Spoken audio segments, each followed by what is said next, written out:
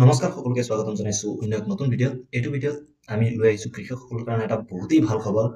কৃষকসকলে 5,000 কোটি টকা সাহায্য পাব চৰকাৰৰ ফালৰ পৰা, আৰু এই স্কিমটোৰ নাম হ'ল মুখ্যমন্ত্ৰী সহযোগী যোজনা।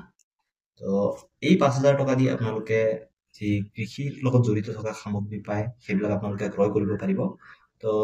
যদি আপোনালোকে এই 5,000 টকা পাব বিচাৰে তেনে ক্ষেত্ৰত এই ভিডিঅ'টো সম্পূৰ্ণকৈ চাওক। কি কি কৰিব লাগিব, কেনেকৈ ফৰ্ম ফিল আপ কৰিব লাগিব, সবিশেষ এইটো ভিডিঅ'ত ক'ম। ভিডিঅ'টো যদি ভাল লাগে লাইক কৰি দিব, চেনেলত নতুন হ'লে ছাবস্ক্ৰাইব কৰি দিব, কাৰণ এনেকুৱা চৰকাৰী আঁচনিসমূহ আপোনালোকৰ কাৰণে লৈ আহোঁ। কোনে কোনে পাব এই আঁচনি সেইটো এইটো ভিডিঅ'ত আলোচনা কৰিম। তো আঁচনিৰ যোগ্যতাসমূহ আপোনালোকক কৈ দিওঁ যে 1 নম্বৰত দিছে only small and marginal farmers are available for benefit under the scheme. তো এই আঁচনিৰ অধীনত যিসকল সৰু বা মাৰ্জিনেল ফাৰ্মাৰ হয়, মানে মধ্যমীয়া ফাৰ্মাৰ হয়, সিহঁতে এই বেনিফিটটো পাব। 2 নম্বৰত দিছে the beneficiary should be more than 21 years old. তো যোনে আবেদন কৰিব তেখেত 21 বছৰৰ ওপৰত হ'ব লাগিব। 3 নম্বৰত কৈছে he or she should be involved in cultivation for at least 3 consecutive years. তো কমপক্ষেও সেই বেনিফিচিয়াৰীজন 3 বছৰ খেতিৰ লগত জড়িত থাকিব লাগিব।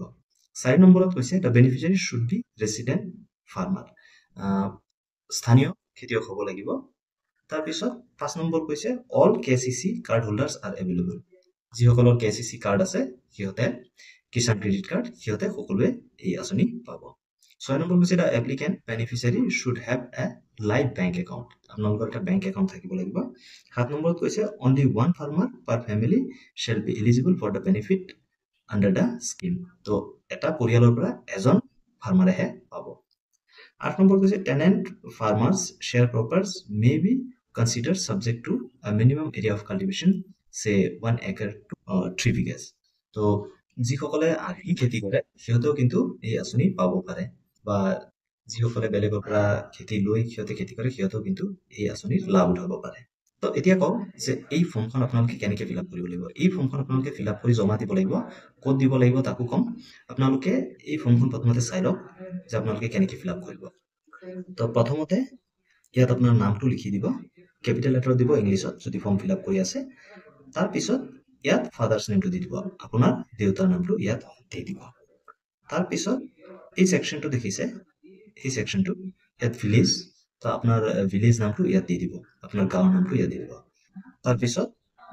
এইটো ছেকশ্যনত আপুনি আপোনাৰ পঞ্চায়তৰ নামটো দি দিব। তাৰপিছত এই যিটো ছেকশ্যন দেখিছে আপুনি AEA, ইয়াত আপোনাৰ যি এৰিয়া হয়, আপোনাৰ এগ্ৰিকালচাৰেল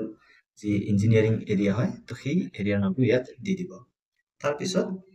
ইয়াত দিছে ADO চাৰ্কেল, তো আপোনালোকৰ এগ্ৰিকালচাৰ ডেভেলপমেণ্ট অফিচৰ কোনটো চাৰ্কুলাৰ হয় সেইটো ইয়াত লিখি দিব। তাৰপিছত ইয়াত আহিছে ৰেভিনিউ চাৰ্কেল, আপোনালোকে চাব পাৰিছে ৰেভিনিউ চাৰ্কেল, তো ইয়াত আপোনাৰ যি ৰেভিনিউ চাৰ্কেল হয় সেইটো দি দিব। তাৰপিছত ইয়াত আহিছে ডিষ্ট্ৰিক্ট, তো আপোনাৰ জিলাৰ নামটো ইয়াত লিখি দিব। তাৰপিছত ইয়াত দিছে নেম অফ ক্ৰপছ, তো আপুনি কি ধৰণৰ খেতি কৰে। তো 1 নম্বৰত ইয়াত আপোনালোকে দেখা পাইছে 1 নম্বৰত চিধা চিধি এইটো ঘৰত আপোনালোকে কি খেতি কৰে সেইটো ইয়াত দি দিব। তাৰপিছত এৰিয়া কভাৰেজ, কিমান খেতি কৰিছে আপোনালোকে, কিমানখিনি এৰিয়ালৈকে খেতি কৰিছে সেইটো আপোনালোকে ইয়াত দি দিব।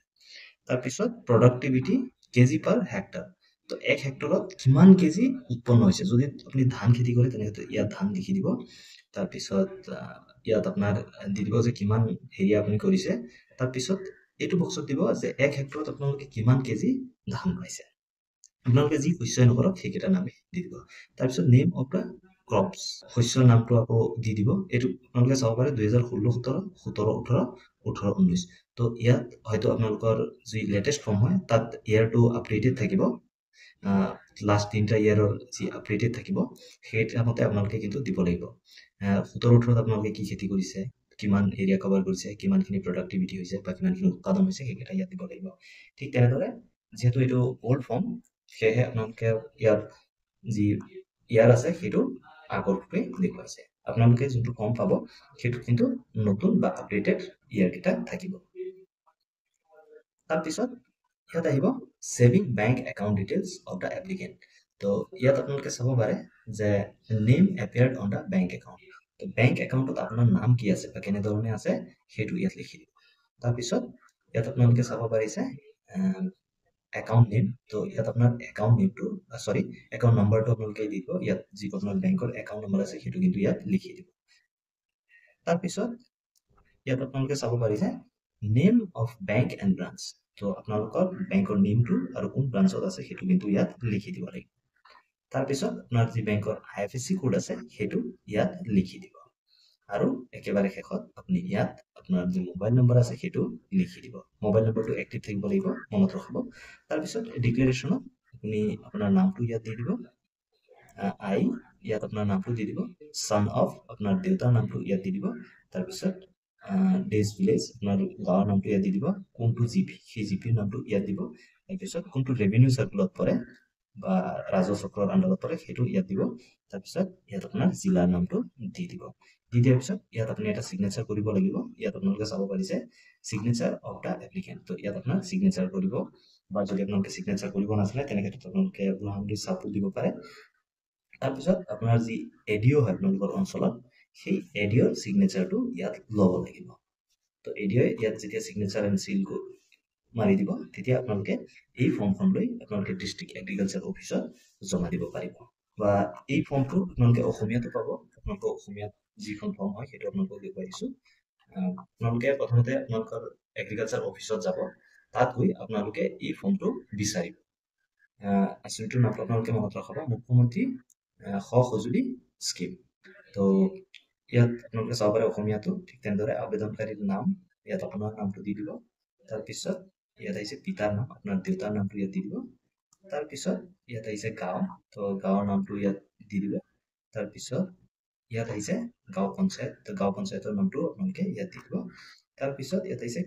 কৃষি সম্প্ৰসাৰণ সহায়ক এলেকা তো আপোনালোকৰ যোনটো কৃষি সম্প্ৰসাৰণ সহায়কৰ এৰিয়া হয় সেইটো ইয়াত দি দিব তাৰপিছত কৃষি উন্নয়ন বিষয়াৰ চক্ৰ কোনটো চক্ৰৰ আণ্ডাৰত পৰে সেইটো আপোনালোকে দি দিব তাৰপিছত ৰাজহ চক্ৰ আপোনালোকে দি দিব ৰেভিনিউ চাৰ্কেল কোনটো হয় সেইটো আপোনালোকে এইটো ইয়াত দি দিব তাৰপিছত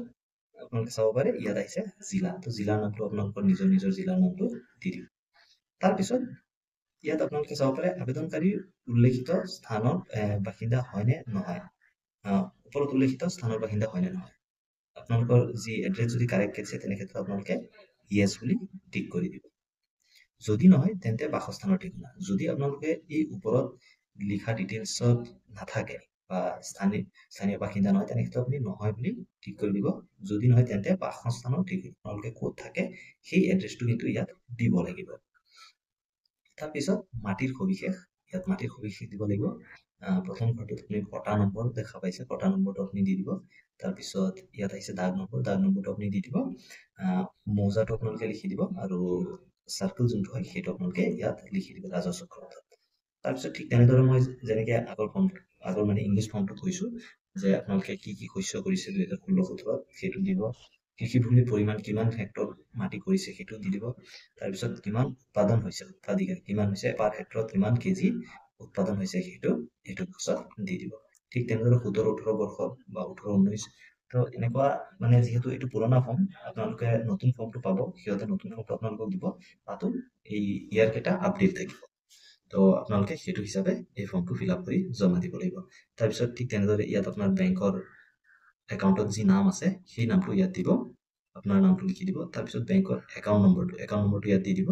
তাৰপিছত বেংক আৰু বেংকৰ শাখাৰ নামটো আপোনাৰ বেংকৰ নামটো দিব আৰু লগতে আপুনি কোন ব্ৰাঞ্চত আছে একাউণ্টটো সেইটো লিখি দিব তাৰপিছত IFSC কোডটো ইয়াত লিখি দিব তাৰপিছত ইয়াত আহিছে মোবাইল নম্বৰ তো মোবাইল নম্বৰটো আপোনালোকে ইয়াত লিখি দিব তো এইখিনি লিখি দিয়াৰ পিছত আপুনি ইয়াত চাব পাৰে যে আকৌ ইয়াত আপোনাৰ নামটো দি দিব মই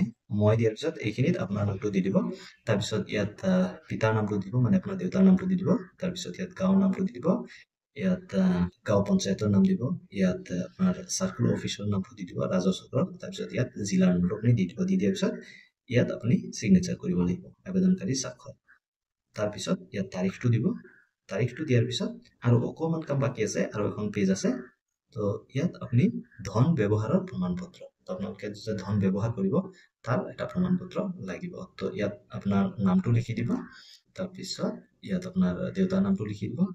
আকৌ ঠিক তেনেদৰে আপোনাৰ গাঁও তাৰপিছত কৃষি সম্প্ৰসাৰণ এলেকা তাৰপিছত গাঁও পঞ্চায়ত কৃষি উন্নয়ন চক্ৰ ৰাজহ চক্ৰ আৰু জিলা সেইকেইটা আপুনি দি দিব বেংকৰ নাম আৰু বেংকৰ ব্ৰাঞ্চটো দি দিব একাউণ্ট নম্বৰটো দি দিব বেংকৰ ঠিকনাটো দি দিব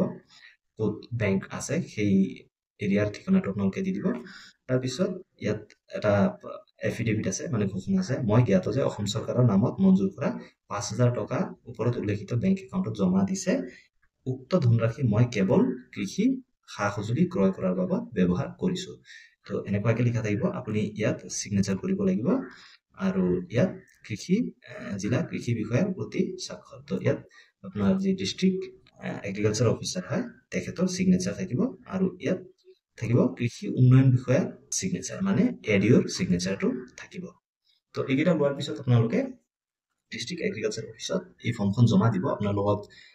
আধাৰ card pan card voter ID লগতে আপোনাৰ মাটিৰ যি খাজনা ৰচিদ সেইকেইটা আপোনালোকে জমা দিব আৰু ইয়াৰ লগতে হয়তো আপোনালোকৰ গাঁওবুঢ়াৰ চাৰ্টিফিকেট এখনো জমা দিব পাৰে তো আশা কৰোঁ আপোনালোকক মই বুজাব পাৰিলোঁ তো এনেকুৱা চৰকাৰী আঁচনিসমূহৰ আপডেটবিলাক যেন মই আপোনালোকক দিব পাৰোঁ তাৰ কাৰণে এই চেনেলটো ছাবস্ক্ৰাইব কৰি থ'ব ভিডিঅ'টো ভাল লাগিলে লাইক কৰি দিব আপোনাৰ বন্ধু বান্ধৱী সকলোৰ লগত শ্বেয়াৰ কৰি দিব কিবা ডাউট থাকিলে আপোনালোকে কমেণ্ট ছেকশ্যনত নিশ্চয় সুধিব পাৰে ধন্যবাদ জয় অসম